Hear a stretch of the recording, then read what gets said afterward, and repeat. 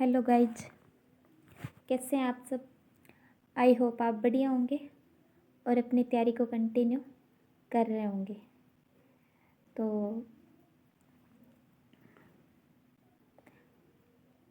आज हम एक नया टॉपिक स्टार्ट करने जा रहे हैं, जो आप देख पा रहे होंगे, सिंधु घाटी सभ्यता, जिसे इंग्लिश में इंडस वैली सिविलाइजेशन भी बोलते हैं। क्या होती है सभ्यता, ये सब हम आगे जानेंगे। तो पीछे की क्लास आपने अच्छे से देख ली होगी, रिवीजन भी कर लिया होगा। अगर नहीं किया है तो कर लेना, अच्छे से पढ़ना। तो आज का टॉपिक स्टार्ट करते हैं अपने सिंधु घाटी सभ्यता। सभ्यता या सिविलाइजेशन का मतलब हुआ कि ऐसी कोई दुनिया जो पहले रही थी लेकिन वो बाद में ख़त्म होगी। इतनी बड़ी सभ्यता एक साथ तो ख़त्म नहीं हो सकती, इसके पीछे बहुत सारे कारण रहे होंगे जिसकी वजह से उसका पतन हुआ। तो हम आगे देखेंगे। सबसे पहले हम यह देखते हैं कि इसके बारे में पता किसने लगाया कि ऐसी कोई सभ्यता यहाँ पे रही है, या कि हमें कैसे पता लगा। तो 1826 में चार्ल्स मेसन ने हड़प्पा के टीले की ओर सर्वप्रथम लोगों का ध्यान आकर्षित किया।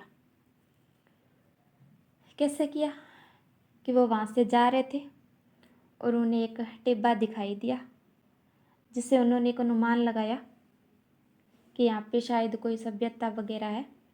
तो उन्होंने थोड़ा बहुत ध्यान दिया।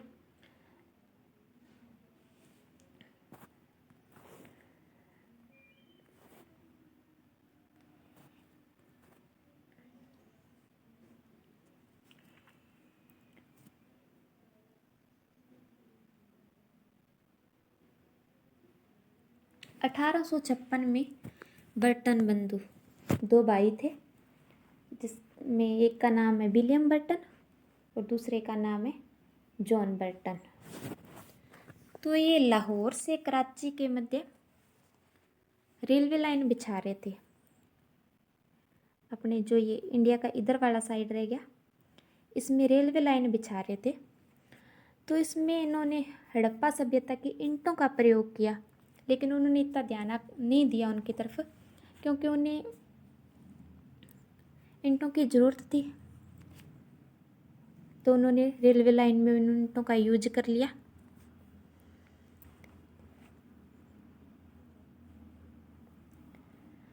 अठारह सौ इकसठ में कनिंघम द्वारा पुरातात्विक विभाग बनाया गया। ठीक है,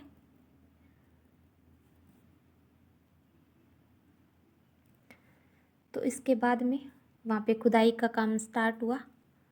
आगे देखते हैं।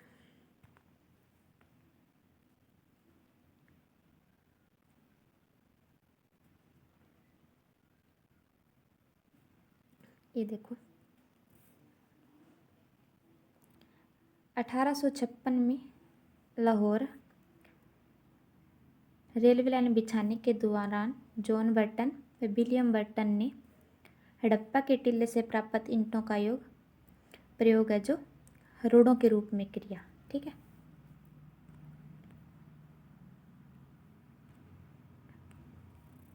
अठारह सौ इकसठ में पुरातात्विक विभाग की स्थापना की गई। किसने की थी? कनिंघम द्वारा, जिसे ASI का जनक भी कहा जाता है। ASI का मतलब हुआ आर्कियोलॉजिकल सर्वे ऑफ इंडिया। इनका जन्म भी किसको कहा जाता है? कनिंघम को कहा जाता है।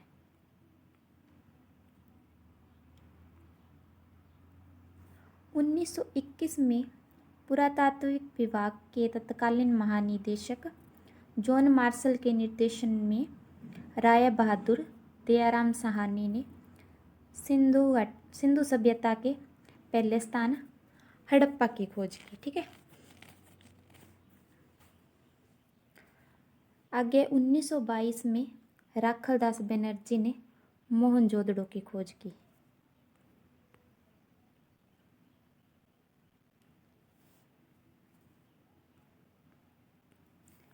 उन्नीस सौ 24 में मार्शल ने इंग्लैंड में the illustrated London weekly news में प्रकाशित अपने लेख में इसे सिंधु घाटी सभ्यता नाम दिया। तो देखो, अलग अलग इतिहासकारों ने इसे अलग अलग नाम दिया है। जैसे कईयों ने इसे हड़प्पा सभ्यता बोला है, इसे नगरीय सभ्यता भी कहा गया है, मातर सत्तात्मक सभ्यता भी कहा गया है, कांस्य युगीन सभ्यता भी कहा गया है और सिंधु सभ्यता भी कहा गया है। इस प्रकार से अलग अलग इतिहासकारों ने इसे अलग अलग नाम दिए हैं। ठीक है।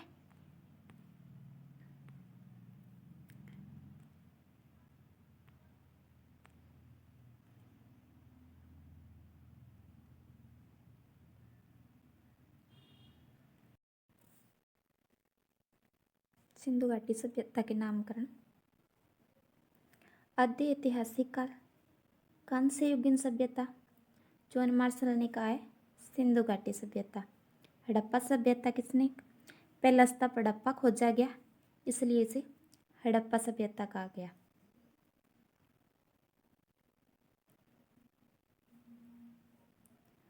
बहत्तर भारतीय सभ्यता, रफीक मुगल ने कहा। नगरीय क्रांति, गॉर्डन चाइल्ड ने कहा। और सिंधु घाटी सिंधु सभ्यता नाम भी रखा गया। तो जो सिंधु घाटी सभ्यता का टाइम पीरियड है वो अलग अलग विद्वानों ने अलग अलग बताया है। जिससे कि सर्वप्रथम सिंधु घाटी सभ्यता का कालक्रम 1931 में जॉन मार्शल ने निर्धारित किया। उन्होंने कितना बताया? 3250 से लेके 2750 BC तक का बताया। इसी प्रकार आगे मैके ने 2800 BC से 2500 BC तक का बताया।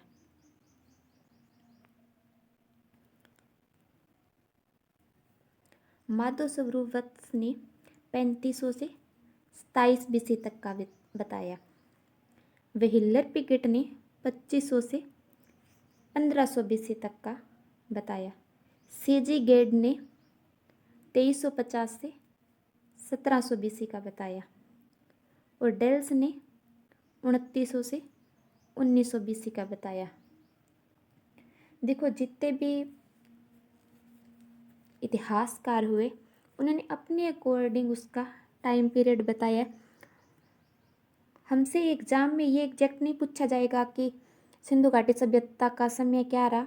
हमसे ये जरूर पूछा जा सकता है कि कौन से इतिहासकार ने सिंधु घाटी सभ्यता का क्या टाइम पीरियड बताया है, क्योंकि अलग अलग इतिहासकार ने अलग अलग बताया है, इसलिए इसमें थोड़ा सा कन्फ्यूजन रहता है। तो एग्जामिनर भी आपसे ऐसा क्वेश्चन नहीं पूछेगा कि एग्जैक्ट क्या है, क्योंकि सब ने अलग अलग बताया। अगर अलग अलग टाइम पीरियड एग्जाम में ऑप्शन आते हैं, अगर अपने एक लिख के आते हैं और उसी के साथ दूसरे इतिहासकार का भी दिया हुआ है तो वो क्वेश्चन डिलीट होने की संभावना ज़्यादा बढ़ जाती है। इसलिए एग्जामिनर भी ऐसे क्वेश्चन में थोड़ा ध्यान से बनाता है ताकि उनको वो क्वेश्चन डिलीट ना करना पड़े। लेकिन अपने को याद ये करना है कि कौन से इतिहासकार ने क्या समय बताया, ये हमें पता होना आवश्यक है। ठीक है। तो कार्बन 14 इसके द्वारा निर्धारित जो समय है 2300 से 1700 BC तक का माना जाता है। जो Willard Frank Libya Chicago university में प्रोफेसर थे, 1960 में रसायन विज्ञान का नोबेल भी मिला था। तो इन्होंने कार्बन 14 तिथि के द्वारा इसका टाइम पीरियड निर्धारित किया और इसे ज़्यादा ऑथेंटिक भी माना जाता है। ठीक है।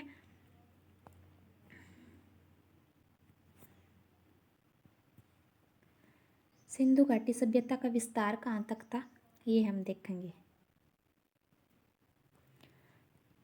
माना जाता है कि सिंधु घाटी सभ्यता जो है विश्व की सबसे विस्तृत सभ्यता थी, जिसका क्षेत्रफल 12 लाख किलोमीटर माना गया है। इसका आकार जो है वो त्रिभुजाकार माना गया है। यह सभ्यता 3 देशों में विस्तृत थी, भारत, पाकिस्तान और अफगानिस्तान में। ठीक है। जो अफगानिस्तान में इसके जो स्थल हैं वो कौन से हैं? मुंडेगाक व शोरतुगई।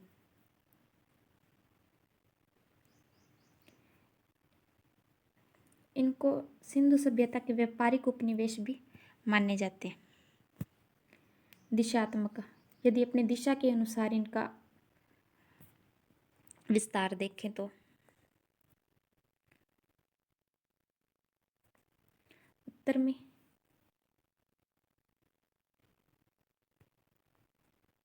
जैसे कि इस तरह से उत्तर में कहाँ है? मांडा, जम्मू कश्मीर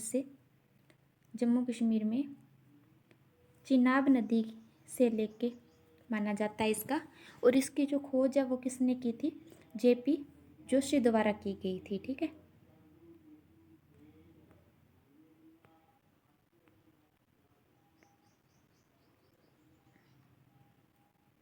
पश्चिम में जो माना गया वो सूतकांगेडोर तक माना गया,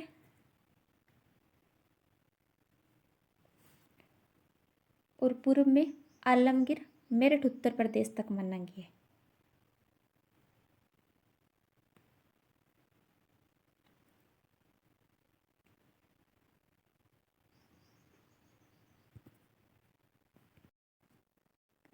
जो पश्चिम में इसका विस्तार माना गया है वो सूतकांगेडोर, बलूचिस्तान, पाकिस्तान में है। ठीक है।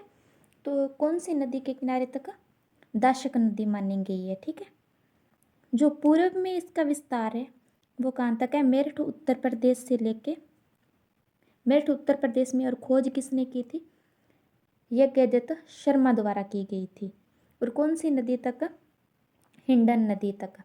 इसी प्रकार जो दक्षिण में इसका विस्तार है वो कहाँ माना जाता है?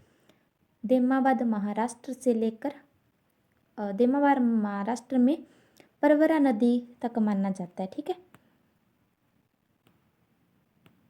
ये देखो, दक्षिण में देमाबाद, महाराष्ट्र में परवरा नदी तक माना जाता है।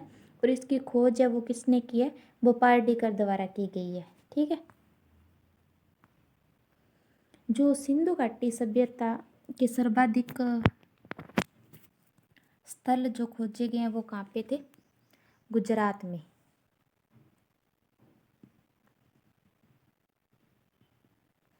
जो आज़ादी के बाद भारत में बड़े स्थल माने गए हैं वो कौन से माने गए? धोलावीरा और राखी गढ़ी। तो आज़ादी के टाइम भारत में लगभग 40 स्थल थे सिंधु घाटी सभ्यता के। जब भारत और पाकिस्तान का विभाजन हुआ तो उस टाइम लगभग सिंधु घाटी सभ्यता के जो बड़े स्थल थे वो पाकिस्तान में चले गए थे। 40 में से लगभग 30 के करीबन पाकिस्तान में चले गए, लेकिन 10 से 12 तक भारत में बचे थे। तो भारत में बहुत कम स्थल बचे थे।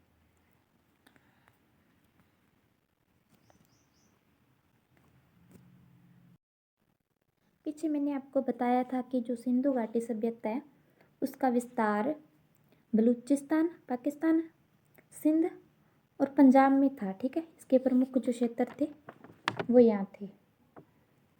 तो जो बलूचिस्तान में जो क्षेत्र थे वो हम देखते हैं कौन कौन से हैं। मेहरगढ़, राना दुंडई, कुल्लीकोल, डाबरकोट। इसके अलावा सूतकांगेडोर, सूतकाकोट और दब्बशादात। मेहरगढ़ इंपॉर्टेंट है, इसके कुछ फैक्ट दिए हुए हैं वो अपने देख लेते हैं। नेट एग्जाम 2024 में आया भी हुआ है। मेहरगढ़ है जो ये प्राक हड़प्पा का सबसे प्राचीन स्थल था।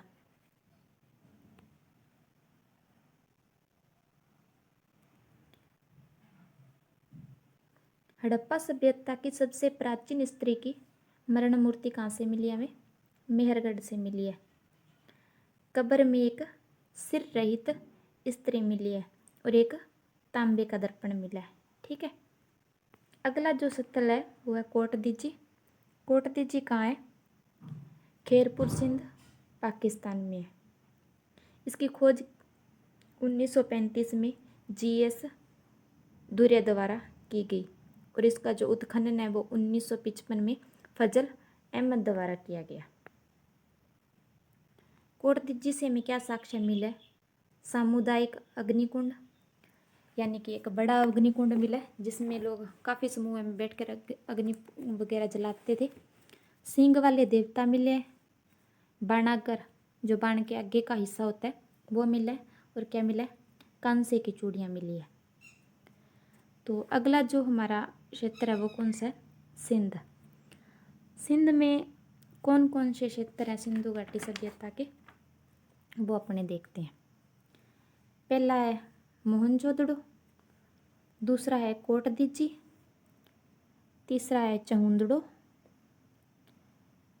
आमरी, जुडेर जोदड़ो और अली मुराद। इसी प्रकार पंजाब में कौन कौन से है? हड़प्पा, रहमान डेरी, सरायखोला, डेरा इस्माइल खां। ये जो डेरा इस्माइल खां है ना, ये में जब विभाजन हुआ था तो ये भारत में आया था। ठीक है, गनेरी वाला।